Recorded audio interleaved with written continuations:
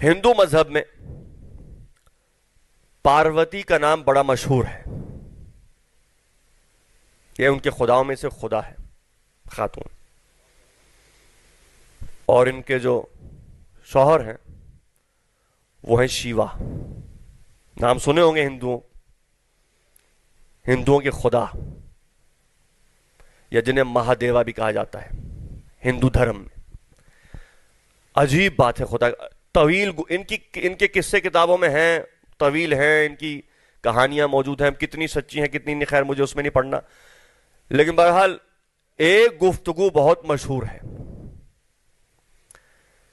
ایک پہاڑ پہ اس پاروتی نے اپنے شوہر سے کہا کہ مجھے آنے والے تمام واقعات اور حادثات سے آگاہ کرو. توجہ ہے یا نہیں؟ توجہ ہوگی تو یہ بات آپ تک پہنچے گی. یعنی ان کے مذہب کے مطابق یہ جو مہادیوا یا جسے شیوا بھی کہتے ہیں، انہیں آنے والے واقعات کا علم تھا، فیوچر کا علم تھا، اور انہوں نے بہت سی باتیں بتائیں. ان میں سے جس بات کا تذکرہ ہمارے نبی حضور سے ہے وہ یہ ہے، اور ان کی کتابوں میں موجود ہے.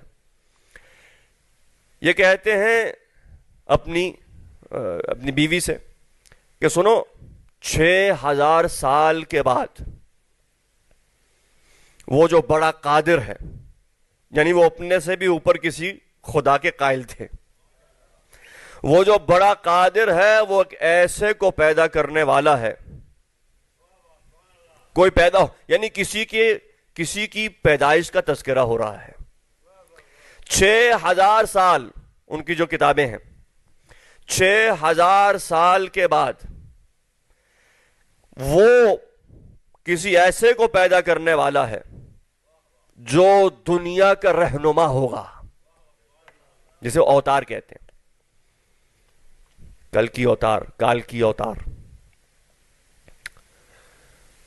کہاں پیدا ہوگا؟ اور یہ الفاظ سنسکرت زبان کے ہیں.